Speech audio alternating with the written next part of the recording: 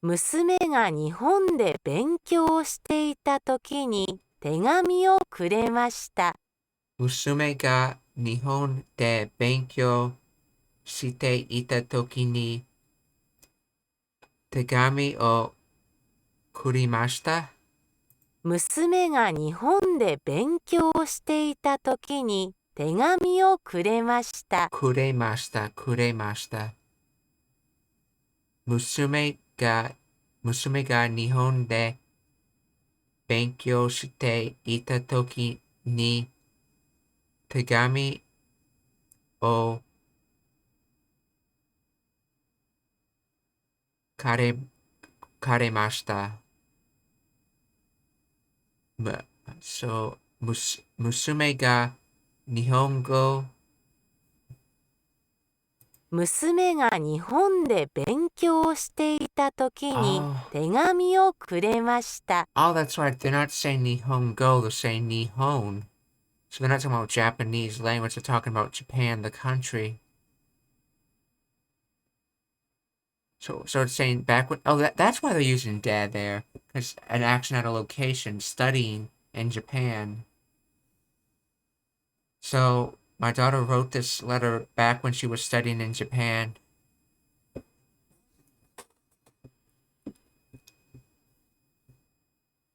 娘が日本で勉強していたときに手紙をくれました。娘が日本で勉強していたときに手紙をくれました。娘が日本で勉強していたときに手紙をくれました。あなたが赤ちゃんの時にこれを買いました。あなたが赤ちゃんの時にこれを買いました。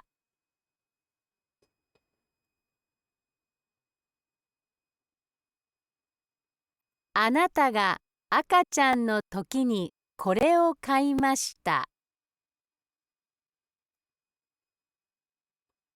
あなたが赤ちゃんの時にこれを買いました。あなたは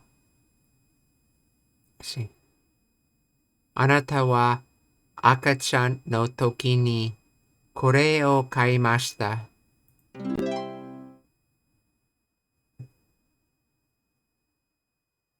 いつ人参を買いましたか？ So, let's see. 娘が日本で勉強していました時に手紙をくれました。And let's see what that looks like in symbols. くれ What is くれ? I was thinking that was from kaite conjugation. くれ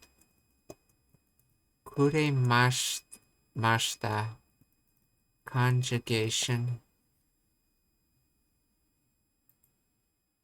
Oh, to give.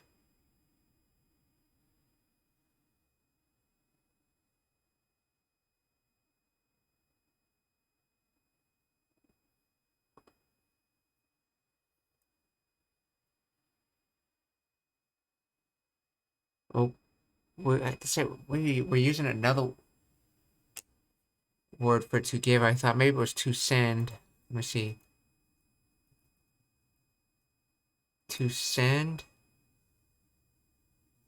Yep. English to Japanese.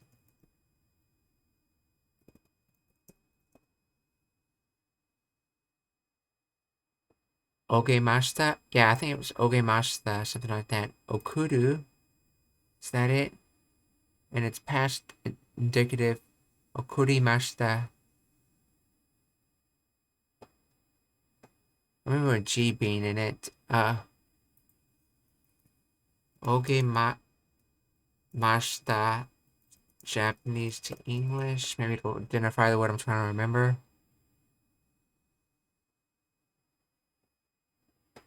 spelled something wrong.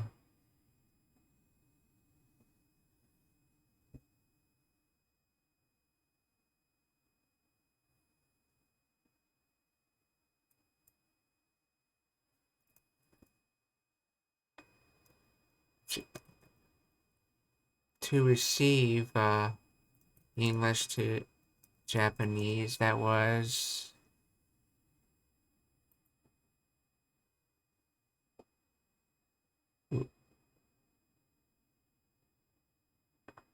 uketorimashita. I have to review that lesson. I don't remember those words. But kuremashita, that was to send. Or to have sent.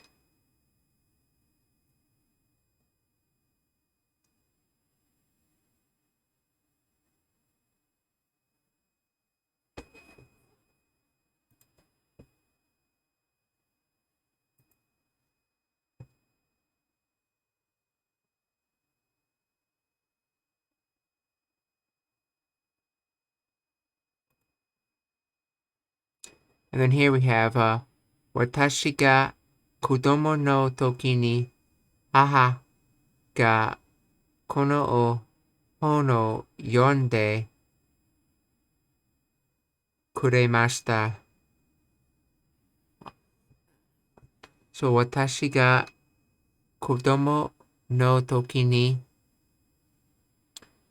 haha ga kono hon o yonde. I would use yonde and karimashita.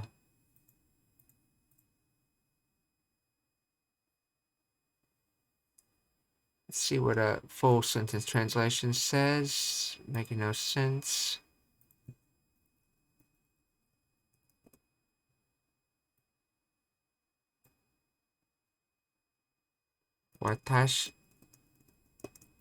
Watashi ga kodomo no toki ni haha ga kono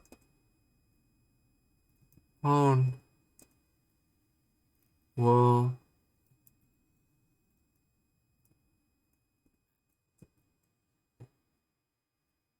yonde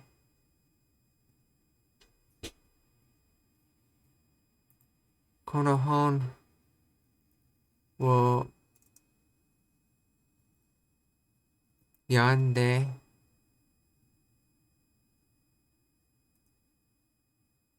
kuremashita.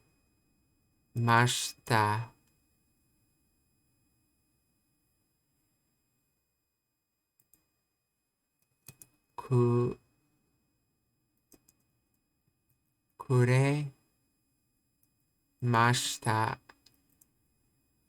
My mother read this book to me when I was a kid.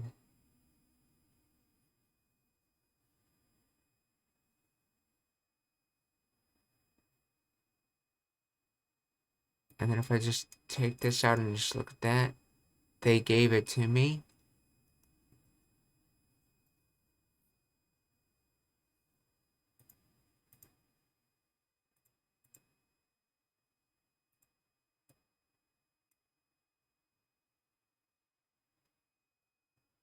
Koremashita, polite past indicative. And is it the same symbol? Oh, don't mention a symbol, okay.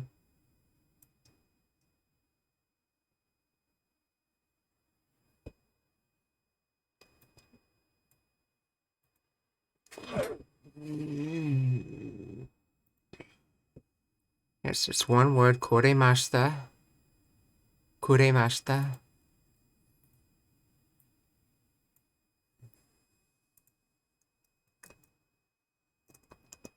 Kuremashita. Japanese to English.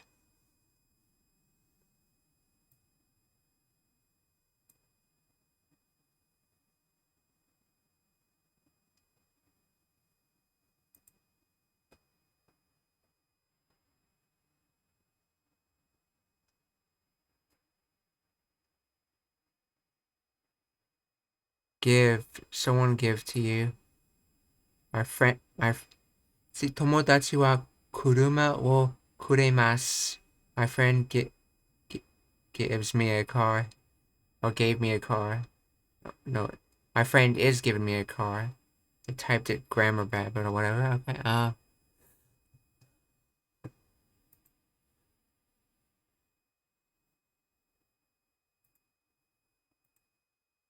So let's look at kuremashita. Kuremashita. Let's look at what those other words were for comparison. I believe in the last practice we saw them.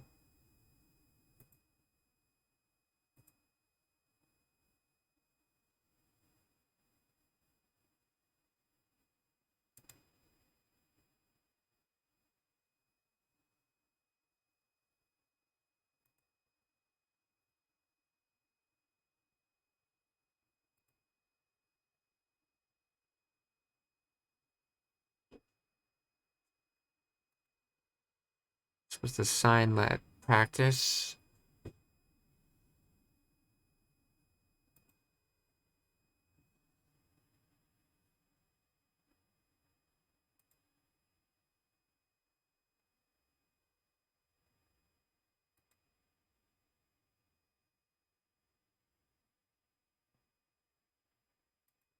Not that one. See, kuremashita was the word, so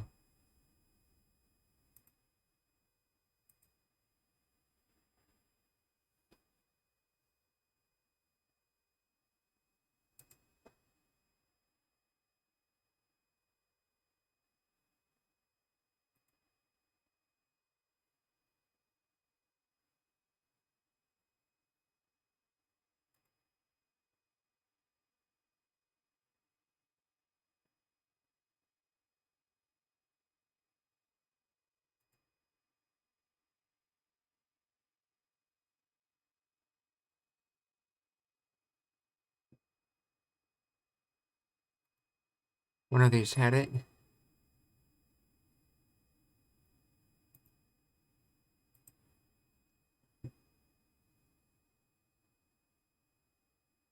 昨日私はあなたに鍵をあげました。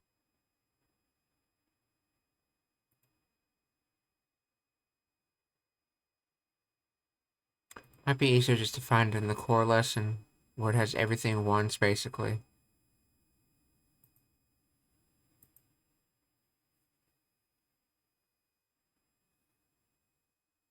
今私たちは年をとっています。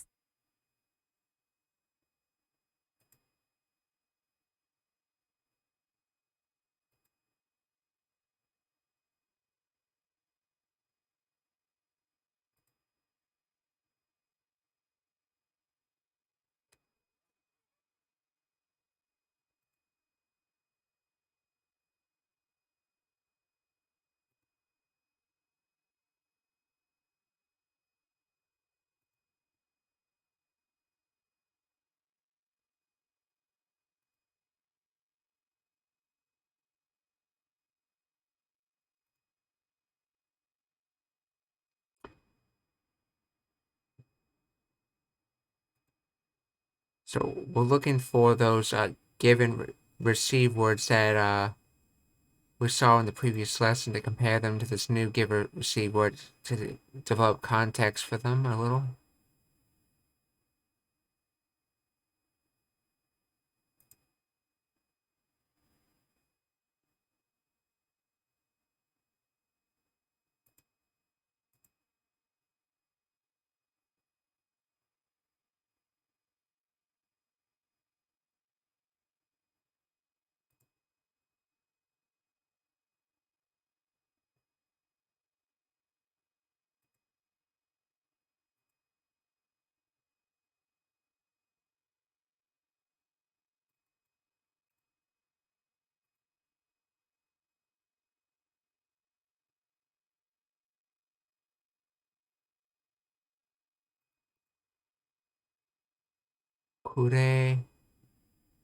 Kuremashita versus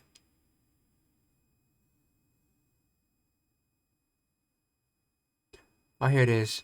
Morimashita, receive, or received.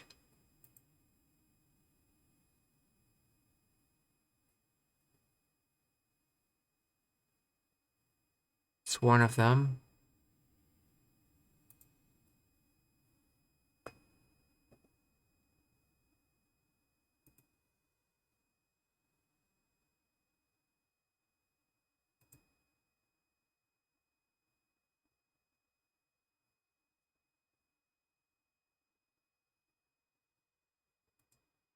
The next one might have it.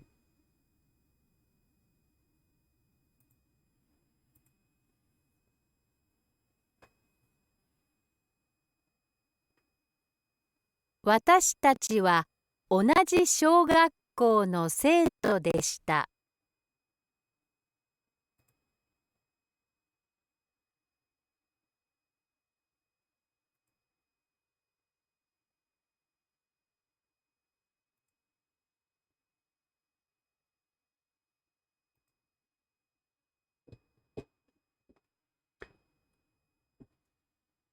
So the other two,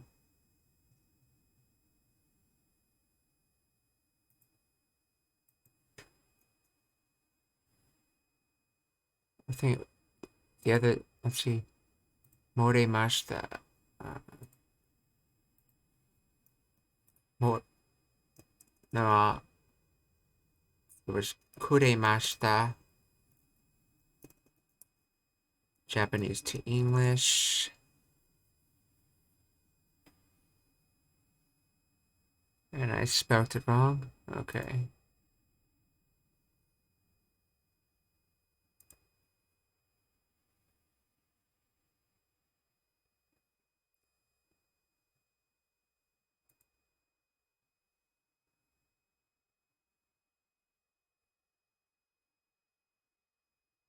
I'm looking for that picture of those kids receiving chocolate.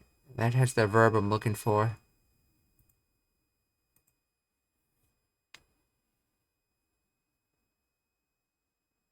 すみません。今何時ですか？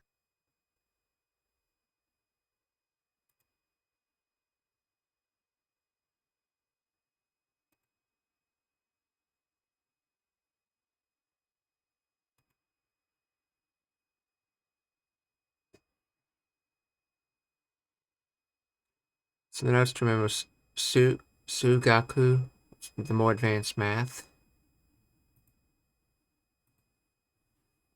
One about process, then accuracy. 私は子供。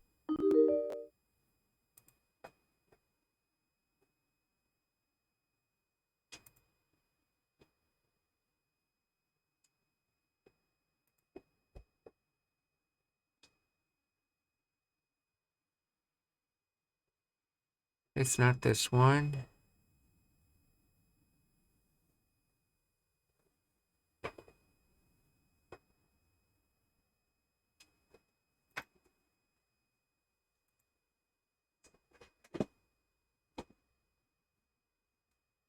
何時に仕事に行きましたか？」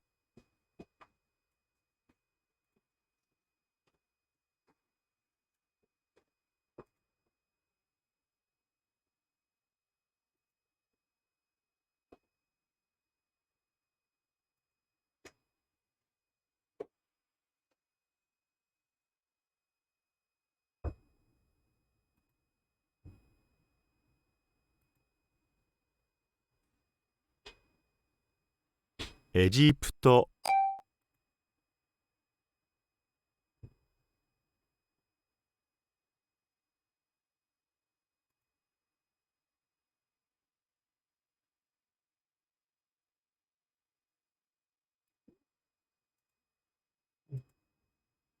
Oh, while I'm looking this up, do you guys have any questions?「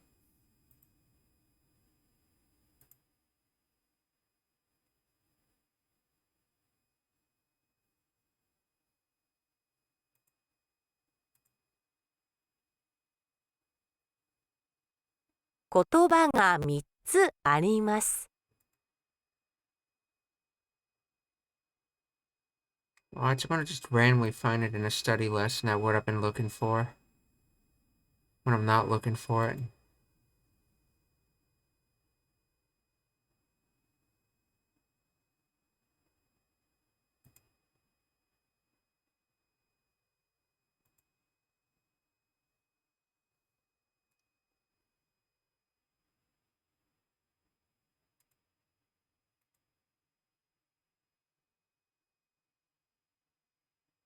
彼らは海岸にいます。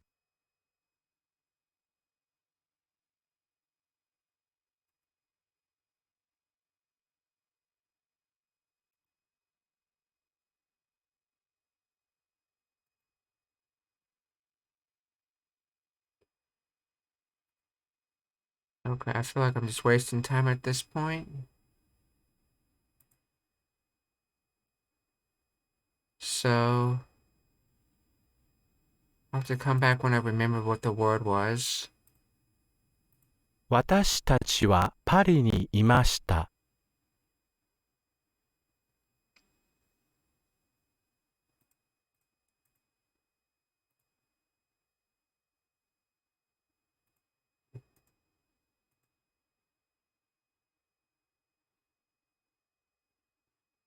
Kuremashita is this new word, meaning to give. Or koremasu would be to give. Koremashita is gave. Not sure why they're using that in this vocabulary.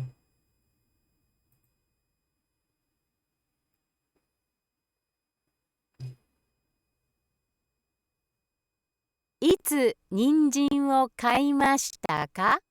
So, kuremashita, and then here is musume ga hon de, or musume ga nihon de benkyou shite itai toki ni tegami o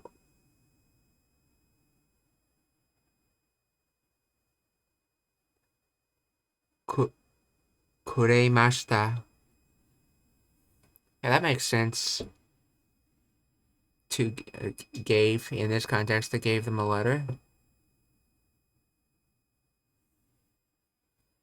But here it's like read a book gave, which doesn't make as much sense. And then anata ga akachan no toki ni kore o kaimashita. Kuremashita, gave. いつ人参を買いましたか？スーパーに行った時に人参を買いました。いつリンゴを買いましたか？ See, スーパーに行った時に人参を買いました。スーパーに行った時にリンゴを買いました。スーパーに行った時にリンゴを買いました。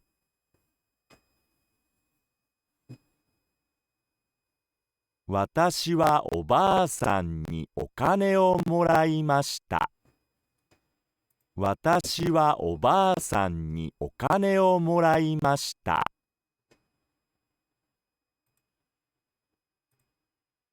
私はおばあさんにお金をもらいました。私はおばあさんにお金をもらいました。私はおばあさんにお金をもらいました。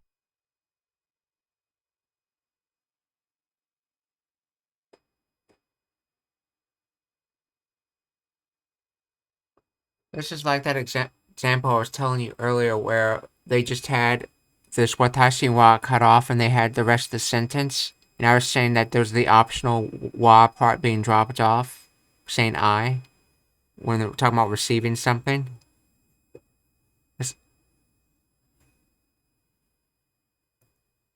私はおばあさんにお金をもらいました。私、お金もらいました。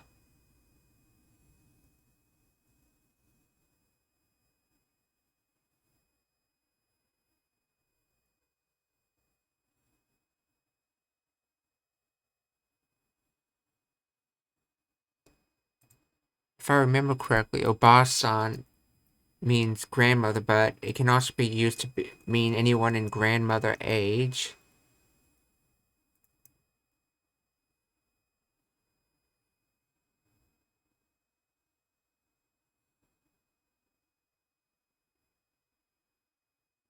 That's its translators. Aunt, old lady, ma'am.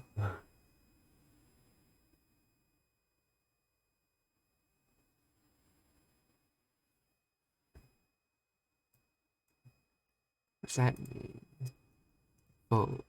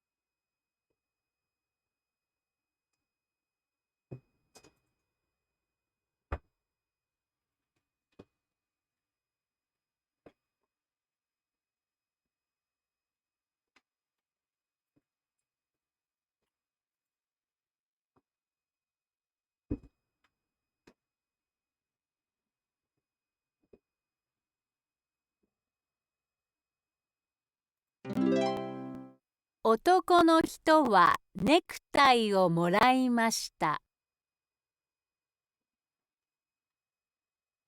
男の人はネクタイをもらいました。男の人はネクタイをもらいました。男の人、ネクタイもらいました。女の子は手紙をもらいました。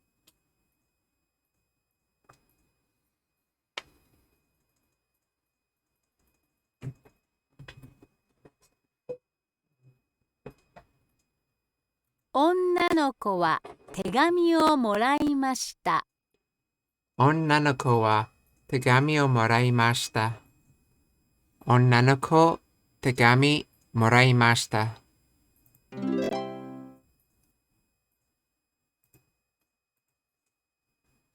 女の子はお金をもらいました。女の子はお金をもらいました。お金、女の子。男の人は手紙をもらいました。男の人は手紙をもらいました。男の人、手紙もらいました。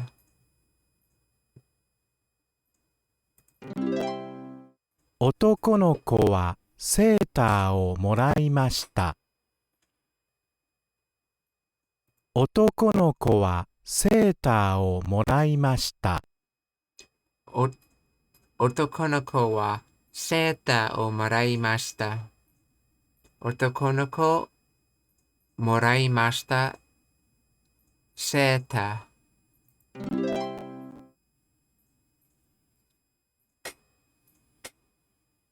ご主人にこれをもらいましたか？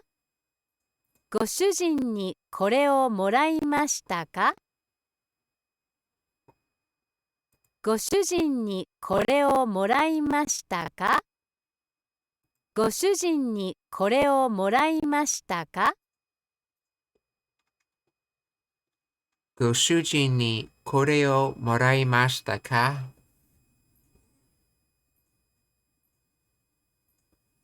もらいましたか？ご主人。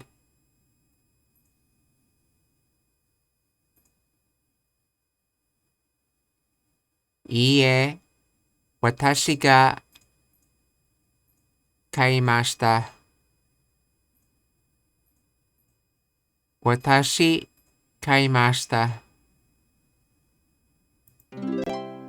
いいえ、私が買いました。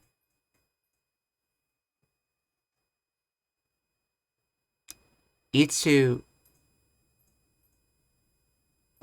かいましたか？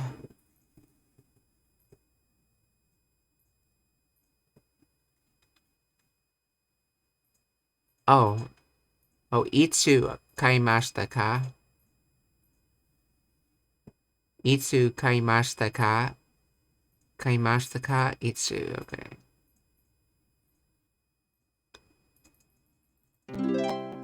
いつ買いましたか？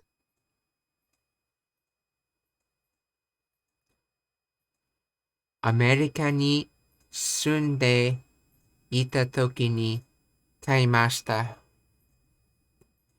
アメリカ住んで時買いました。アメリカに住んでいた時に買いました。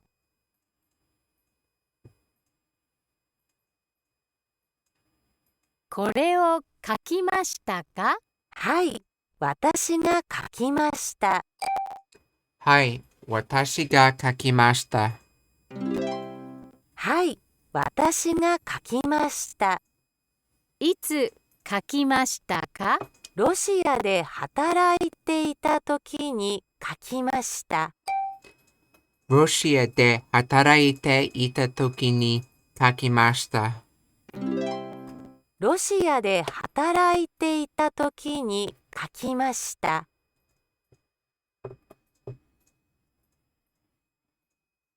これは誰ですか？これは誰ですか？誰？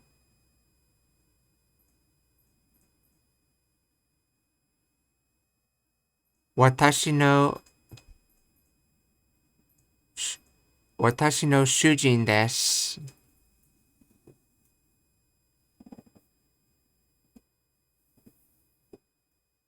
私、主人。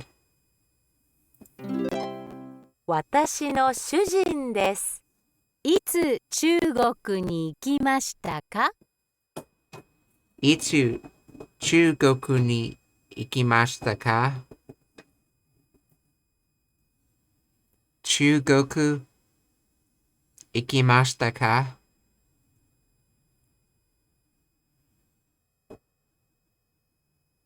大学生の時に中国にいました。大学生の時に中国に行きました。大学生の時に中国に行きました。そう、大学生時中国行きました。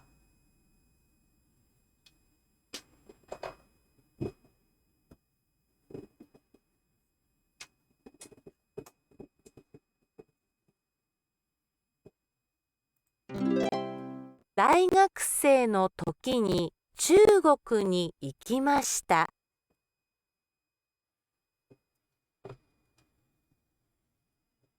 先生は男の子に本をあげました。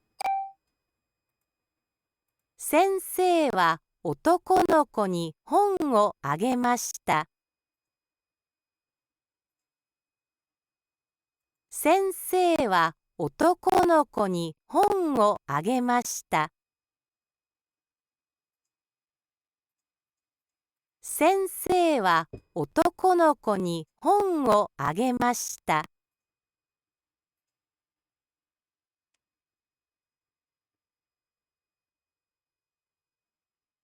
先生は男の子に本をあげました。This is another example where I was talking about earlier about dropping the noun when it's not needed. But before we heard otoko no ko ni hon o agemashita. And this is the word I was looking for, agemashita.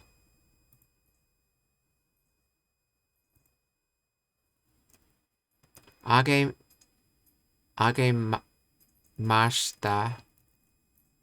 Japanese to English. The other one was kuremashita.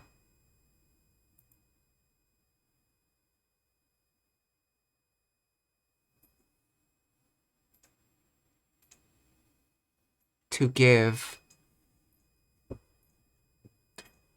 Oh, and the other one was wasn't the other one to send? Also to give? But this one has two ways to do out: to fly, to land, to give, to send. While the other one was kuremashita. Japanese to English.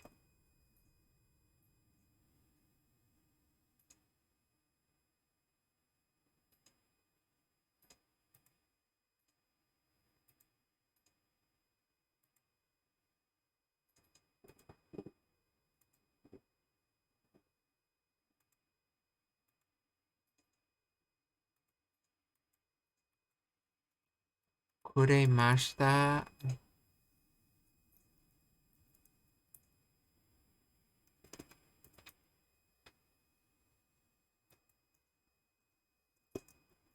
Kuremashita.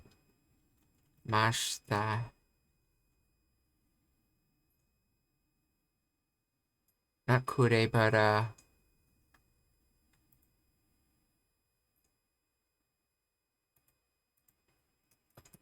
kuremashita.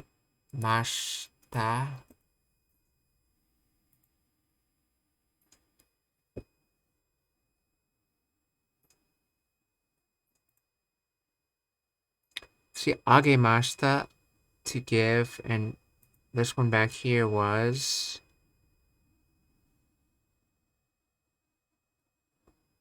kuremashita.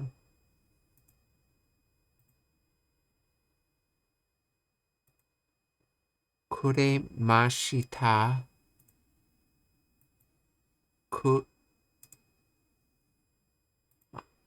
Kuremashita.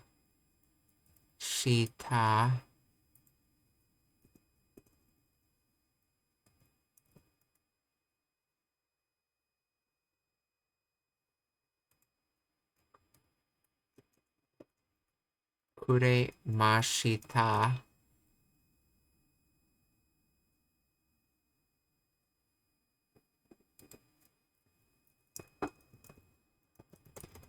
Japanese to English, and that's to give, to let one have. So let's find out if there's a difference between these types of words as they're being used. Kuremashita versus agemashita.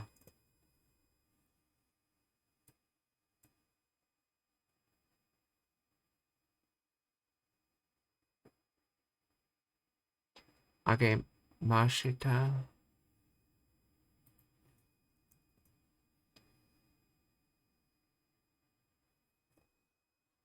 Here, agemasu, kuremasu, and moraimasu. Let's see what this has to say.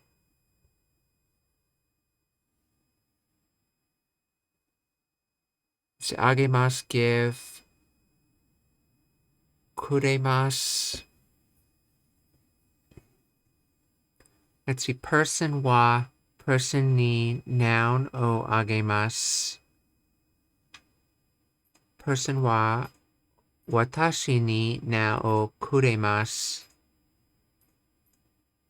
So, watashi wa Kimura-san ni kasa o agemasu.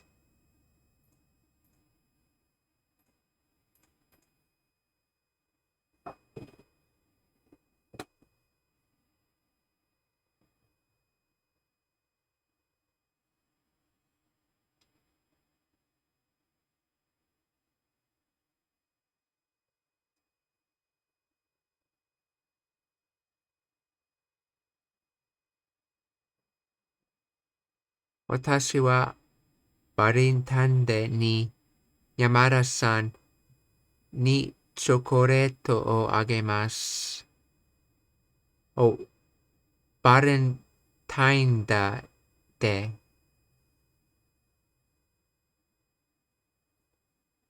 Watashi wa Valentine ni Uchida-san ni chocolate o moraimasu, or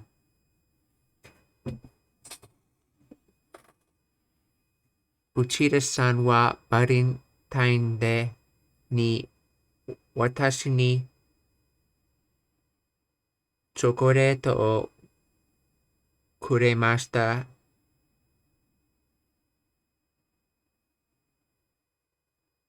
So, see, this picture showing Yamada. Okay, so Uchida gave Yamada chocolates. In case you're wondering, in Japanese, Valentine's Day or Valentine Day is split into two holidays: Valentine's Day and White Day. And on Valentine's Day, February 14th, women give men chocolates. And on White Day, men give women chocolates.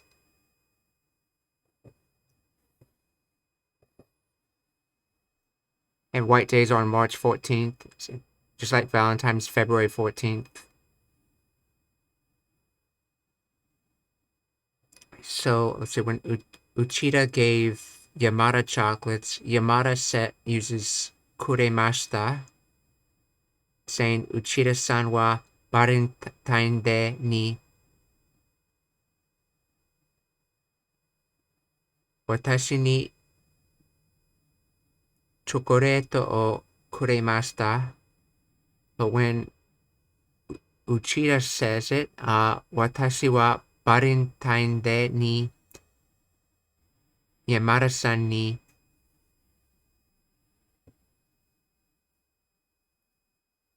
Now, is that a pattern, though? Does the giver and the to give use agemasu, and does the receiver use kuremashita when they're saying that someone else gave them something? Like, what's it shown here? Here it's showing musume ga. So it's showing the receiver using kuremashita, which is what it used in this picture I looked up.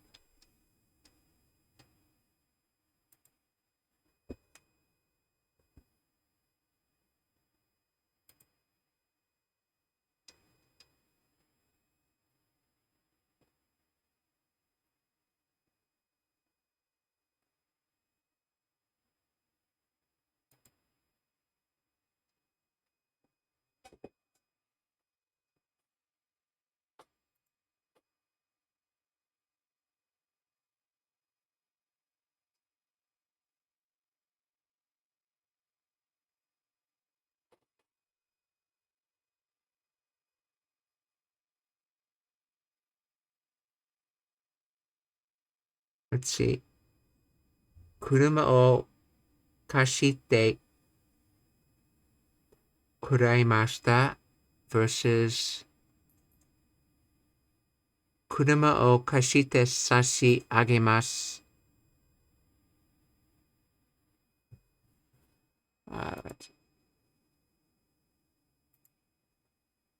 Kure.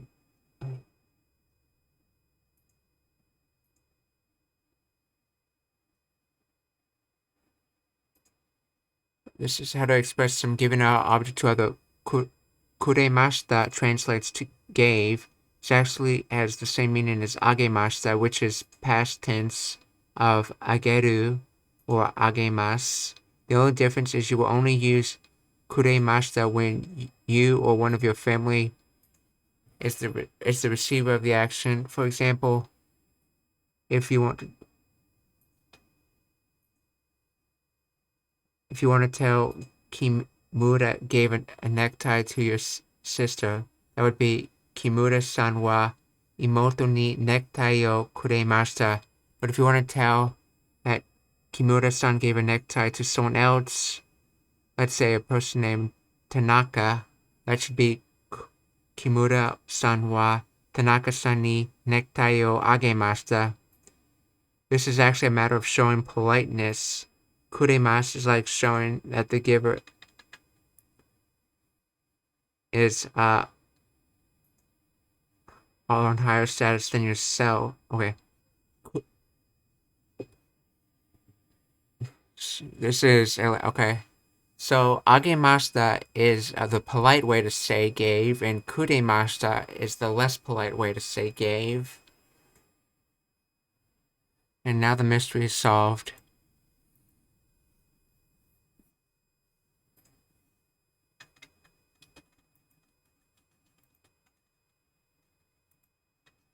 先生は男の子に本をあげました。先生は男の子に本をあげました。先生は男の子に本をあげました。先生は私に本をくれました。先生は私に本をくれました。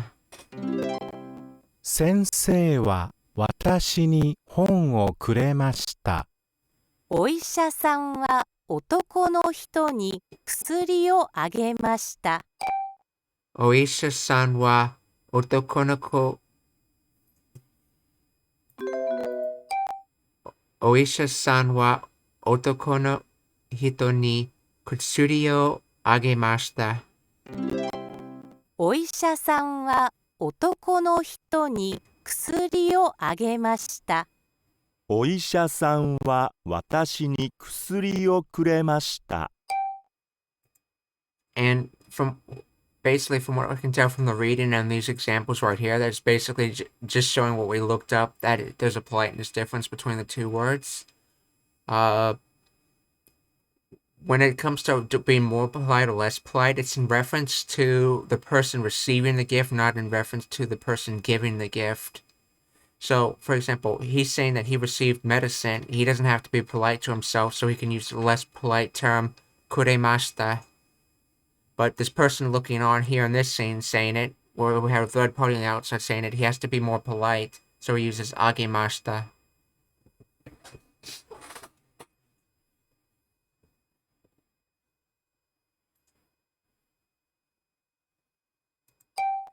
Oisha-san wa watashi ni kutsuri o kuremashita. お医者さんは私に薬をくれました。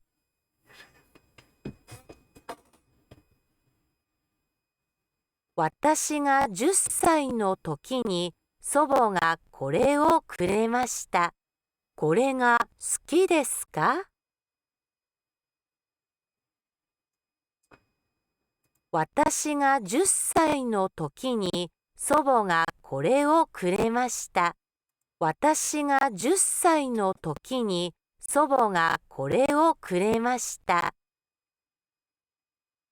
私が10歳の時に祖母がこれをくれました。私が10歳の時に祖母がこれをくれました。私が10歳の時に祖母がこれをくれました。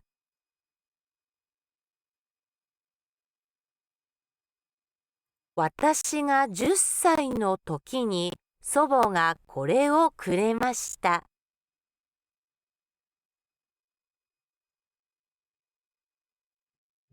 私が10歳の時に祖母がこれをくれました。私が10歳の時に祖母がこれをくれました。10歳、私、時、祖母。If you remember, that's a word for a grandmother, sobo.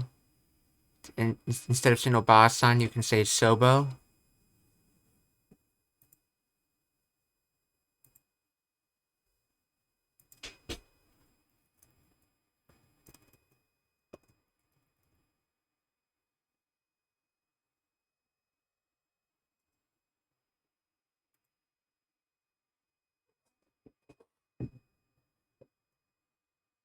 これがこれが好きですか？これが好きですか？好き。はい、好きです。好き。これをあげました。これをあなたにあげます。はい、好きです。これをあなたにあげます。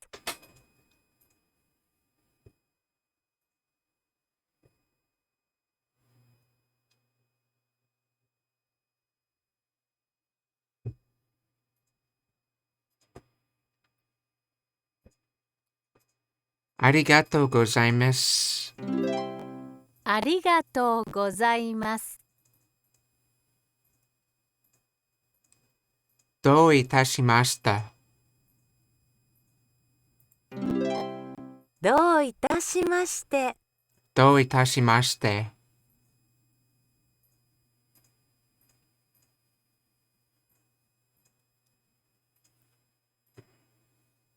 女の人は男の子に本を。女の人は男の子に本をあげました。あげました。女の人、男の子、本。女の人は男の子に本をあげました。先生は私に本を。先生は私に本をくれました。先生、私本くれました。先生は私に本をくれました。男の子はお母さんに本を。男の子はお母さんに本をあげました。男の子、お、お男の子はお母さんに本を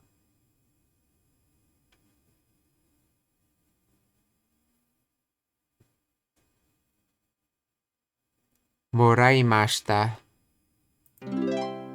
男の子はお母さんに本をもらいました。女の人は男の人にお金を。女の人は男の人にお金を。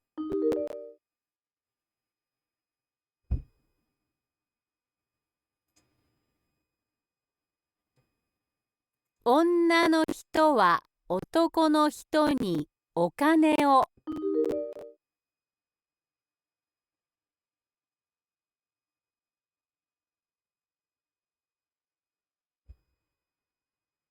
女の人は男の人にお金を。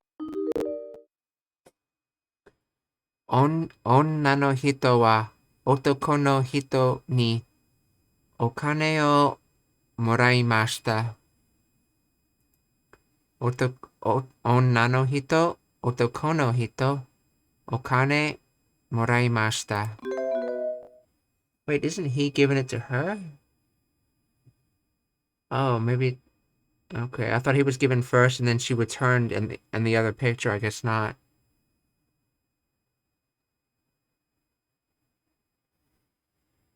Wait, if the action's actively being taking place, shouldn't this be in a more present tense? Why is it agemashita?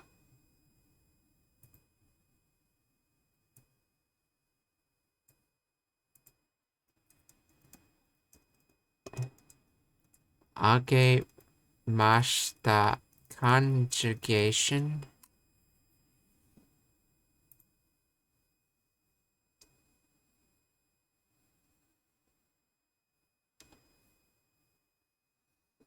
Yeah, that's polite past indicative.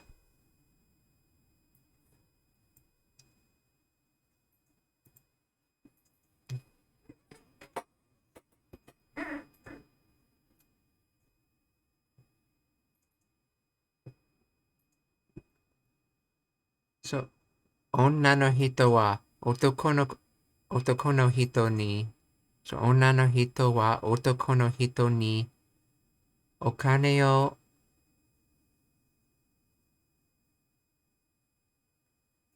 あげました。女の人は男の人にお金をあげました。女の人は私にお金を。女の人は私にお金を。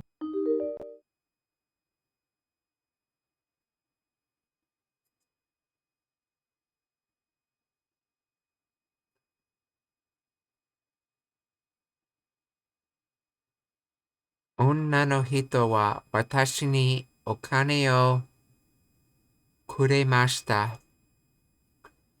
女の人、私、お金くれました。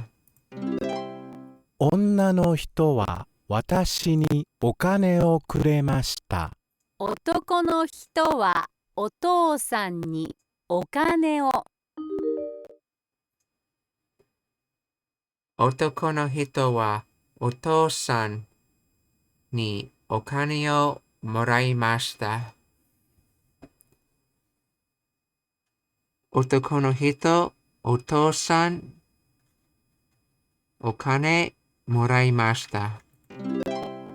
男の人はお父さんにお金をもらいました。コーヒーはいかがですか？コーヒーはいかがですか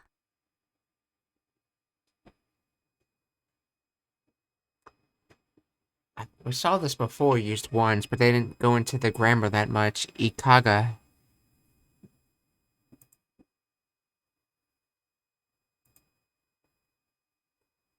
Kohi wa ikaga desu ka? And that's all one word.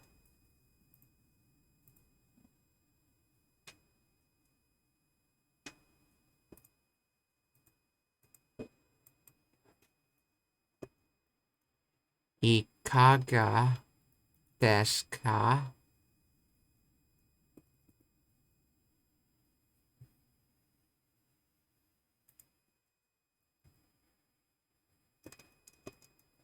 Ikaga desu ka? Japanese to English? Okay, that's supposed to be more words according to this site, but...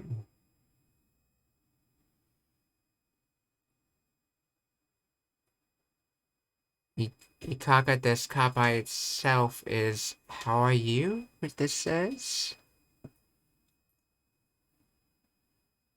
Ikaga is asking how, just like do in some cases.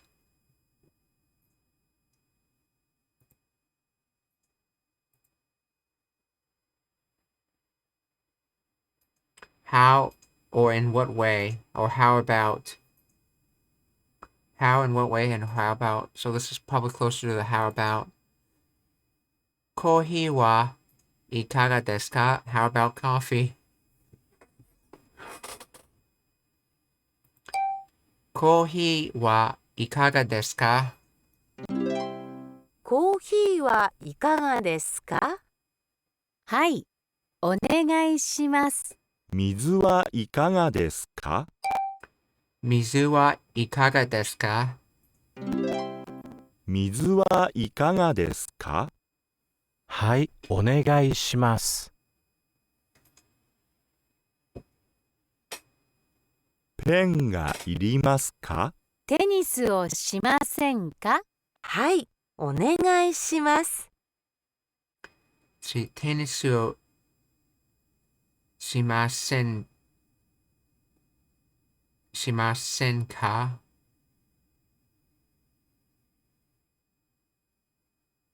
That's right, that's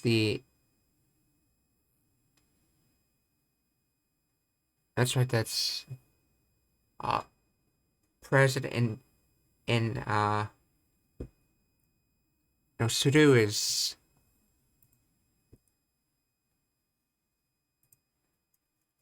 suru conjugation.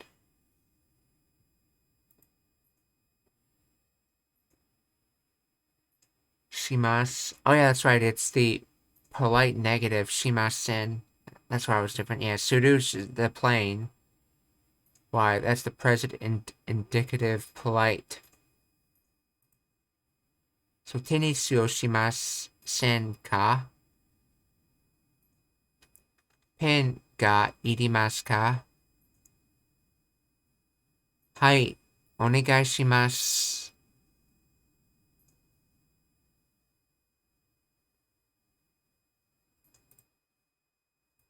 Oh,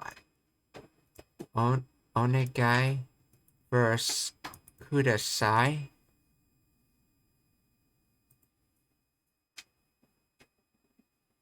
That's an important thing to distinguish right now.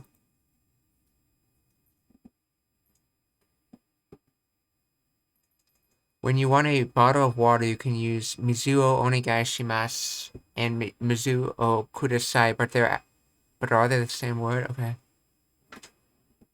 Both kudasai and onegai shimasu are used to request items. Kudasai follows the object and the particle o, like mizu o kudasai. Onegai shimasu can be replaced with kudasai when you want an object.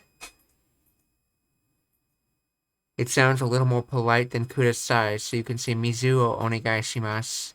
However, there are some situations when you can only onegai shimasu is used. First, when you're making a request for service, for example, when you ask a taxi driver to drive to Shinjuku Station, you should say Shinjuku Eki Made Onegai Shimasu. In this case, Shinjuku Eki Made Kudasai doesn't make any sense.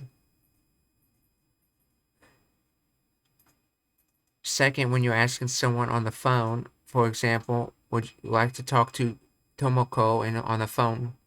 However, her father answers. In this case, you have to say Tomoko-san o onegai shimasu. If you say Tomoko-san o kudasai instead, it sounds like a proposal of marriage. Like, do you allow me to marry Tomoko?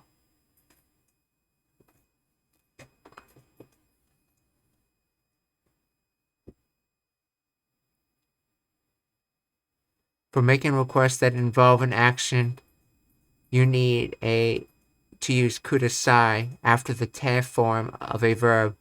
Onegai shimasu cannot be used in this case. For example, mate kudasai, which means please wait.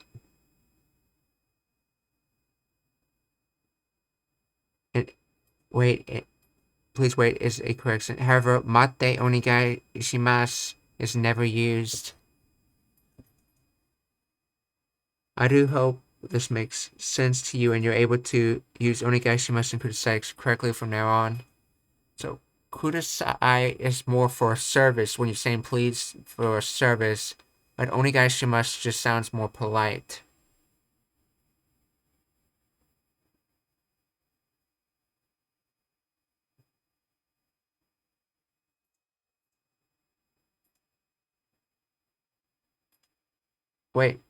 Wait, no, it said service for both.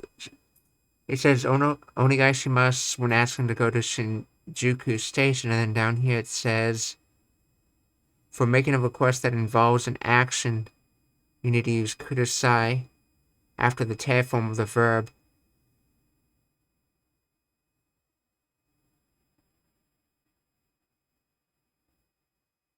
I guess so. Kudasai is more for direct actions, while onegai shimasu is more for indirect actions from the sound of it.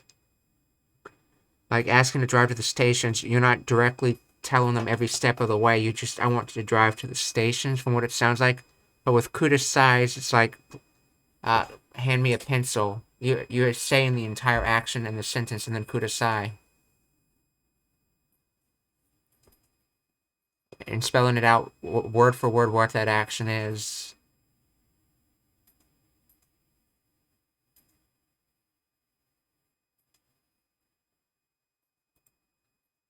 So, pen ga irimasu ka? Hai, onegai shimasu.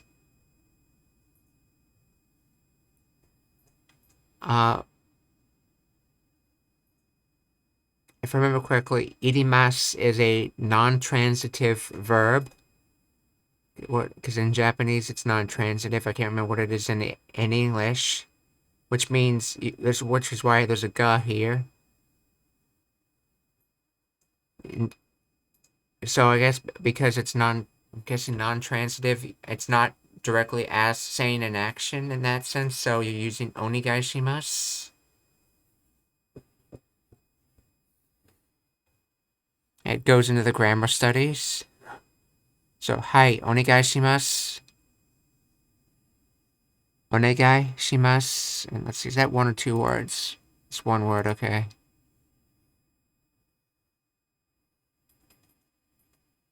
They sort of look like two decorations hanging down from a roof. Like you're saying please for something and you're making a fancy display of saying please for something.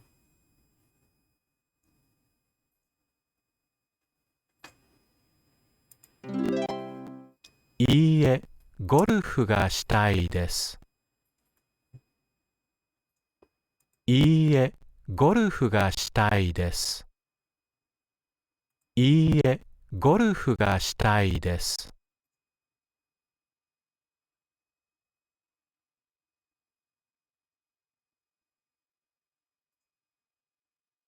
Wait, tennis o shimasen ka? You don't play tennis? And then he says, Ie gorufu o shitai desu. No, I will be. I think that's will be playing. I gotta look up shite's conjugations, but I will be playing golf. But why would you say no to that? You would say, yes, I will be playing golf. She said she didn't ask if you want to play tennis. She asked if you don't want to play tennis. So that's not making sense.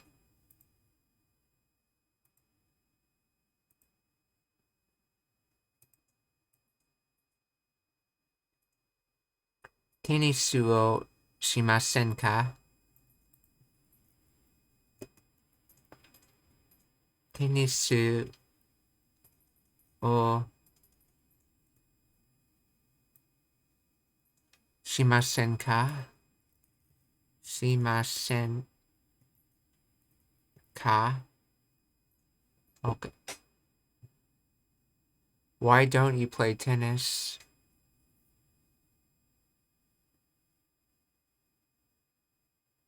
I guess that's another way of saying you don't want to play tennis. Why don't you play tennis? So, but this other part didn't make sense.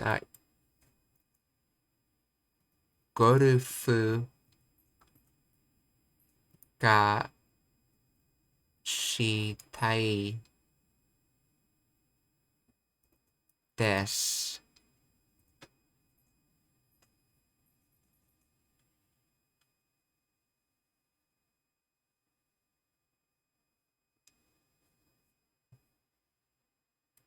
That's weird saying no there. See, it's I want to play golf. Like, no, I want to play golf. Why don't you?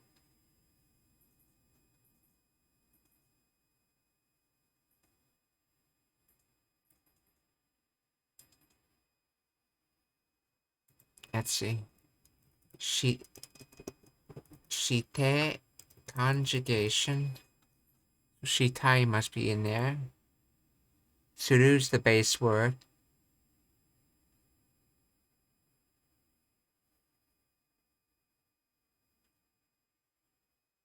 No, shitai. Yeah, shitai should be future tense.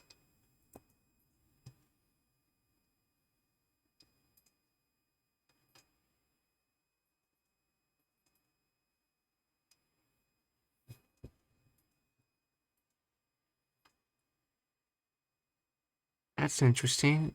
There's Tai. Tai. Shitai. Japanese to English.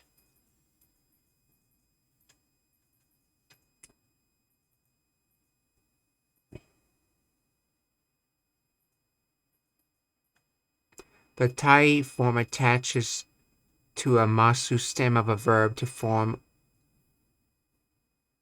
want to.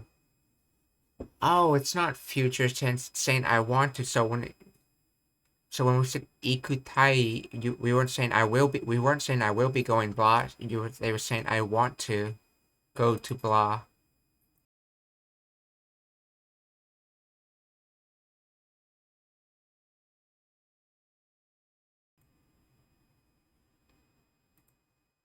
So ikutai is I want to go, not I will be going.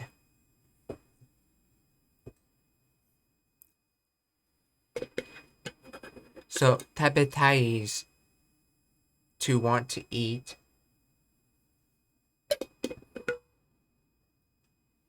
The form shitai is the only special case of tai attached to suru, to do.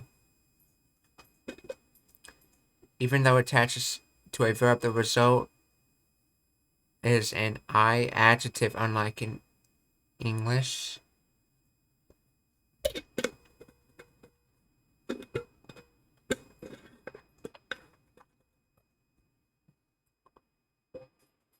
Okay, I don't see how that's an exception, but okay, so it's an attachment to suru. Ie, gorufu ga shitai desu.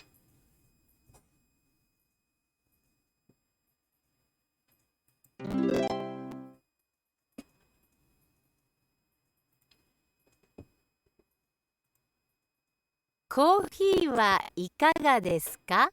いいえ、結構です。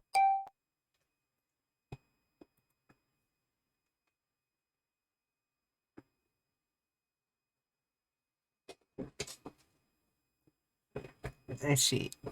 コーヒーはいかがですか？いいえ、結構です。チョコレートはいかがですか？はい、お願いします。ケーキはいかがですか？はい、お願いします。I assume that means something along the lines of full, kekko, but is there other nuances, as in like full of drink, full of water? So let's find that out. Kekko.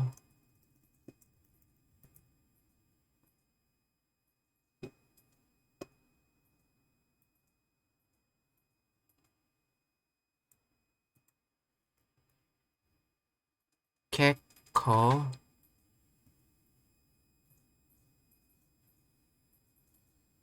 Tolerable. Okay. Okay, that's probably a better definition. Fairly.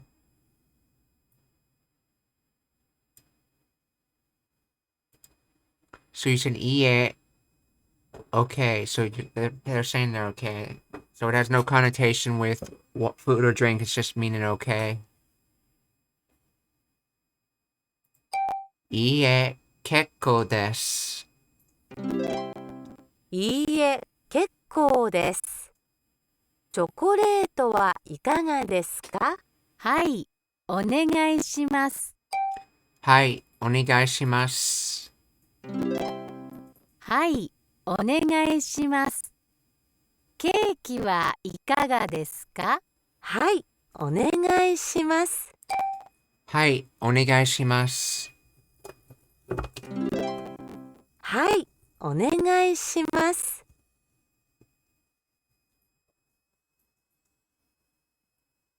お茶はいかがですか？はい、お願いします。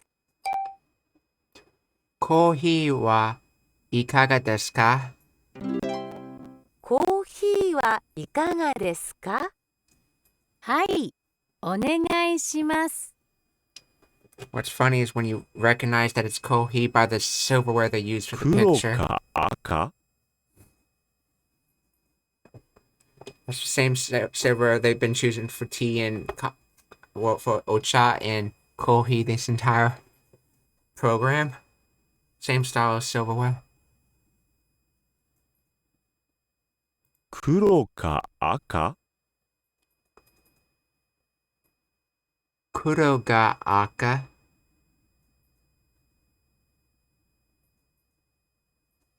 Kuro ga aka. Kuro ga aka. リンゴかオレンジ Ringo ga orenji.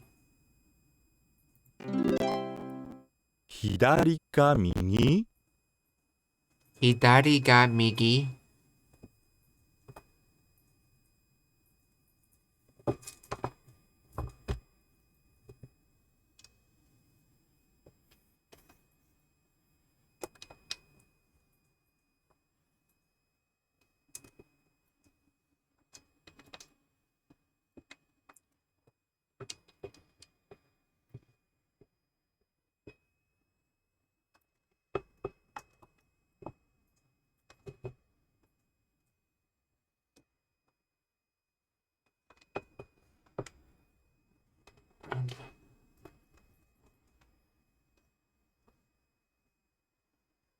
Hidari ga migi. Remember on the right, migi, it has that mouth symbol. You can think with using your dominant hand, which right tends to be most people's dominant hands, talk to the hand. And hidari has the air character at its bottom. It's a slight difference in the slope of these lines, though. But it's mostly for space reasons, it seems.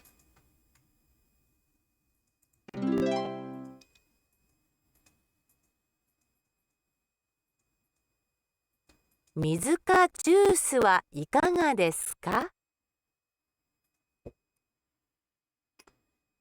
水がジュースはいかがですか？水、ケーキかチョコレートはいかがですか？ケーキがチョコレートはいかがですか？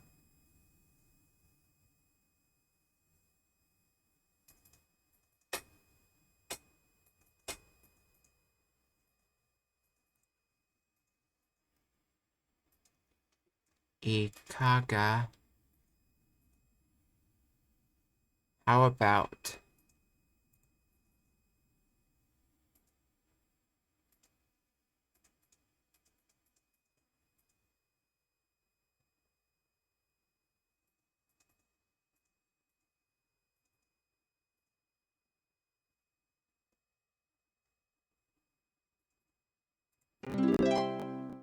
本か新聞はいかがですか？本が新聞はいかがですか？本、新聞 If you remember, that's the symbol for atarashi right there, or new.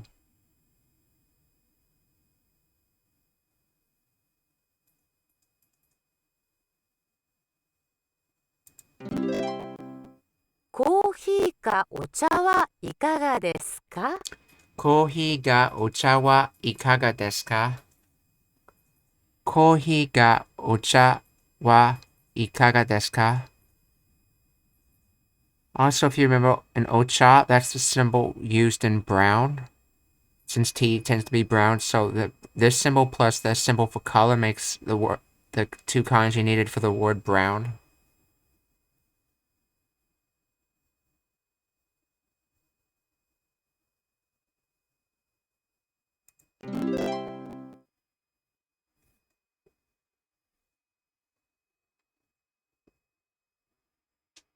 テニスゴルフをしませんか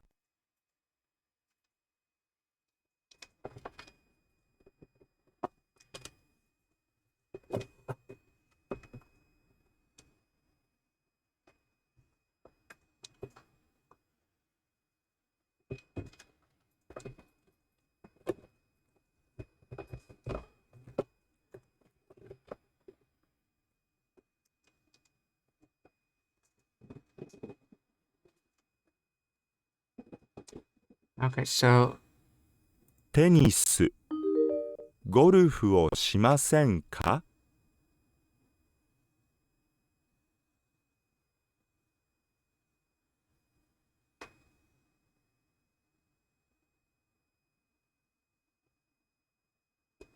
テニス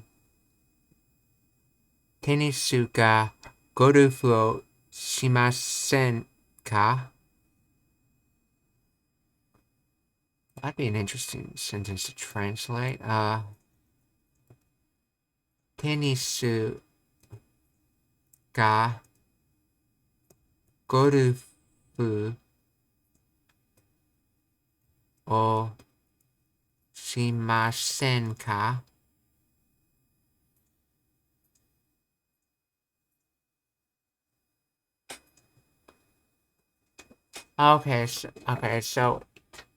Okay, I thought it was saying you don't play tennis or golf, but that's not it. It's saying why not play tennis or golf?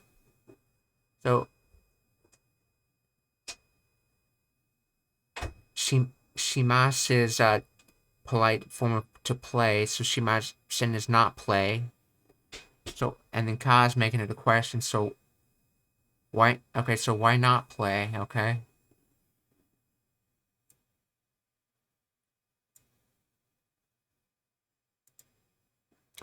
Tennis ga gorufu o shimasen ka?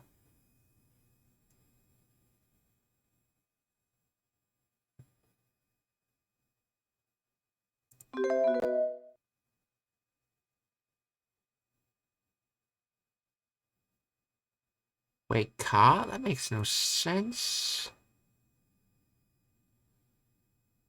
This was oh, that is ka. But I thought that was just ga in that other sentence. Oh no, I was saying these wrongs. Ringo ka orange. Hidari ka migi.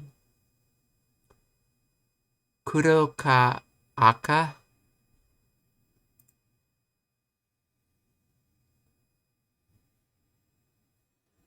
Oh, and they're separating it with a particle used in question marks. So instead of asking it as a question, if you just separate the choice with the question particle, you're saying this or that. So, ケーキかチョコレートはいかがですか?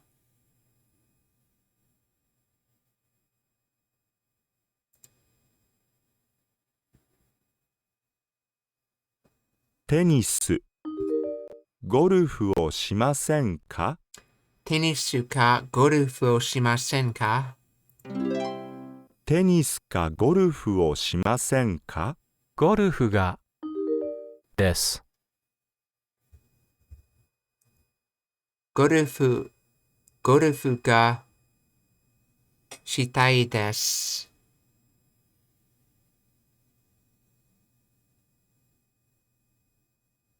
行きたい is to go. They're not going. They're wanting to play. They're not wanting to go. They're wanting to play.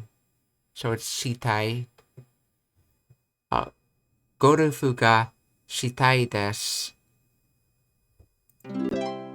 ゴルフがしたいです。山、海岸に行きたいですか？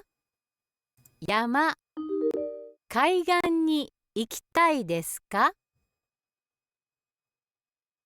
山か海岸に行きたいですか？山、海岸、行きたい。山か海岸に行きたいですか？海岸にです。海岸に行きたいです。行きたい海岸。海岸に行きたいです。チョコレートか果物はいかがですか？果物をお願いします。お茶かコーヒーはいかがですか？コーヒーがコーヒーをお願いします。Okay. コーヒーをお願いします。コーヒーをお願いします。コーヒーをお願いします。牛乳かオレンジジュースはいかがですか？すみません。もう一度言ってください。すみません。もう一度言ってください。すみません。もう一度言ってください。牛乳かオレンジジュースはいかがですか？オレンジジュースは何ですか？オレンジジュースは何ですか？オレンジジュースは何ですか？オレンジジュースをお願いします。オレンジジュースをお願いします。オレンジジュースをお願いします。Apparently this person's never heard of orange juice before. オレンジジュース。現金かクレジットカードで払いますか？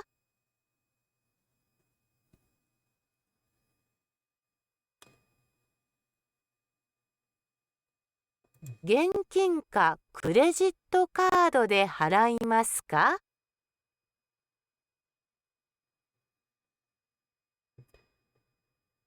現金かクレジットカードで払いますか？現金払いますか？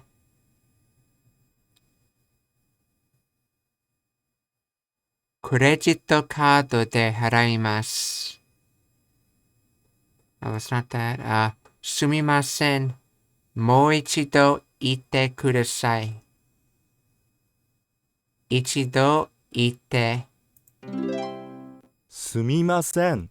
もう一度言ってください。現金かクレジットカードで払いますか？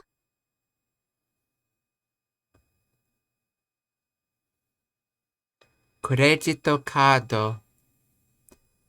クレジットカードで払います。払います。クレジットカードで払います。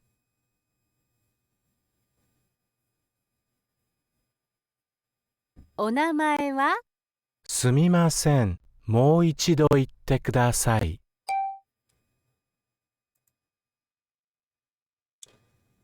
お名前は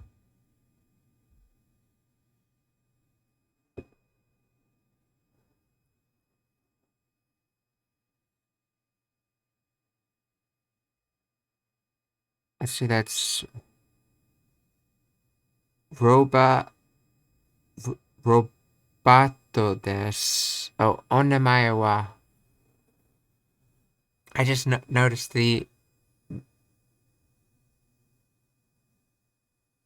the mae in お名前は is the same symbol used in name, not name, but in before. So the word onamae wa, well, onamae is asking about is the name, but maya plus this symbol, or the before symbol plus this symbol makes name somehow. I suspect the O is just to be polite. Yeah, that's right. The O is just polite. The word by itself is just namaya wa, or namaya. So, onamae wa. お名前は、すみません。もう一度言ってください。すみません。もう一度言ってください。お名前は、お名前は、お名前は、お名前は？お名前は、お名前は？ロバートです。これはいくらですか？お名前は、お名前は、すみません。もう一度 Oh, that's 言 right. ってください。 Oh, wait, what am I thinking? That was the... Yeah, that was the other question. That would be this. これはいくらですか？すみません。もう一度言ってください。すみません。もう一度言ってください。これはいくらですか？ 30ドルです。日本語を勉強しましたか？はい、日本語を勉強しました。Total plug for the software right there. 日本語を勉強しましたか？はい、日本語を勉強しました。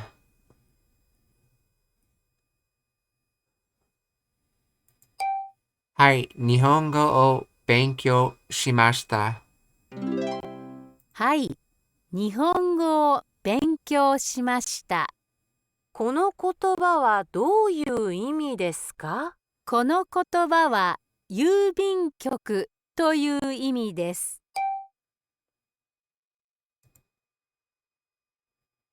郵便局。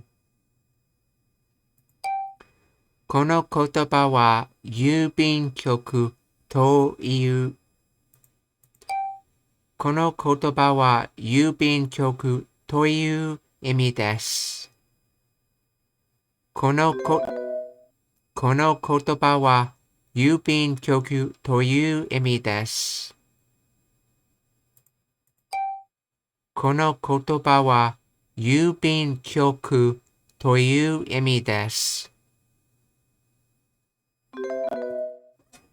この言葉は郵便局という意味です。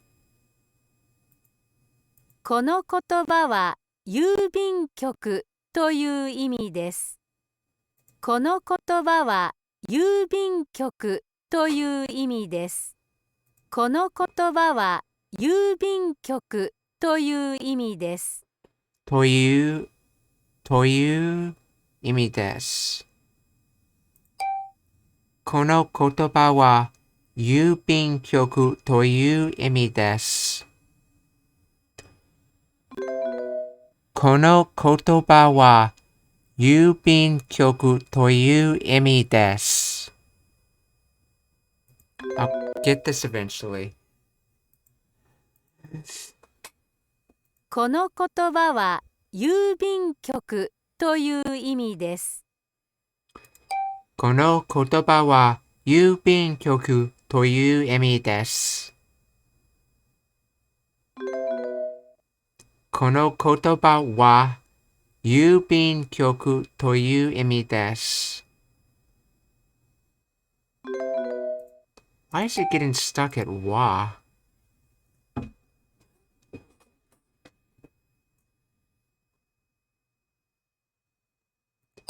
この言葉は郵便局という意味です。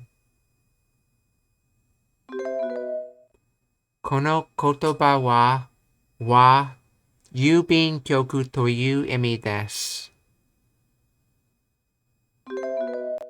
この言葉は郵便局という意味です。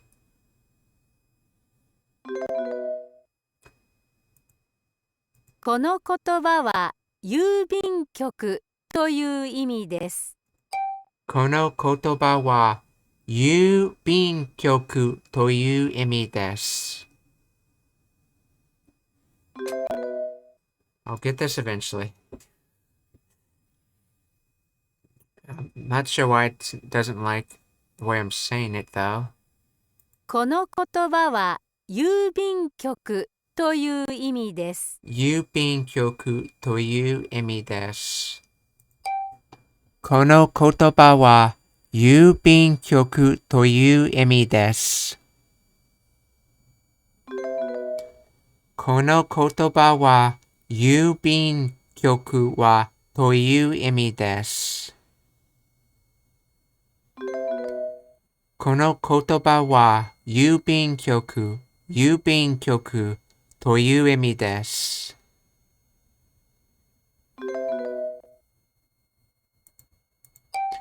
この言葉は郵便局という意味です。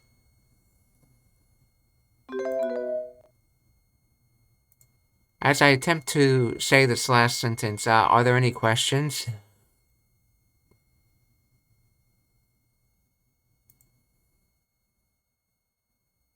Remember, あげました is gave, as in the more politer, and くれました is gave, the less polite, and もらいました is received.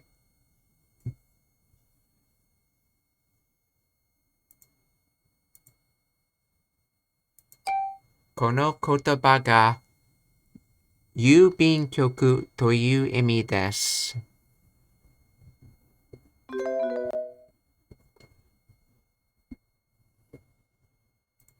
この言葉は郵便局という意味です。この言葉は郵便局という意味です。この言葉は郵便局という意味です。この言葉は郵便局という意味です。この言葉は郵便局という意味です。郵便局、郵便局、郵便局。この言葉は郵便局という意味です。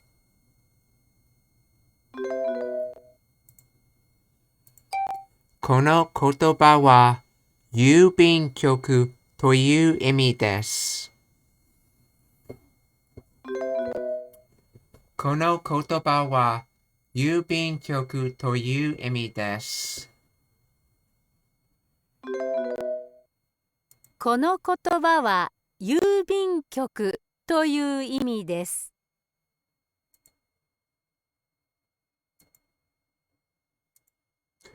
この言葉は郵便局という意味です。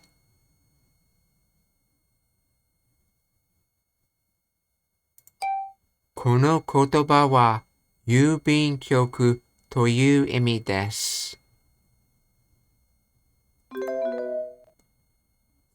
この言葉は郵便局という意味です。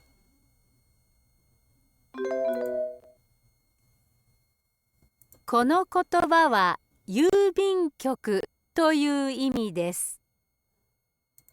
この言葉は郵便局という意味です。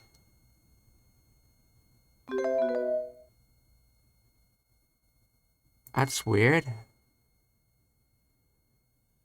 お名前は？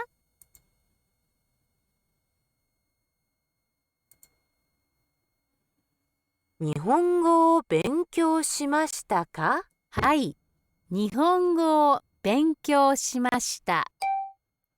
はい、日本語を勉強しました。はい、日本語を勉強しました。この言葉はどういう意味ですか？この言葉は郵便局という意味です。この言葉は郵便局という意味です。I'm just going to say this lesson's done.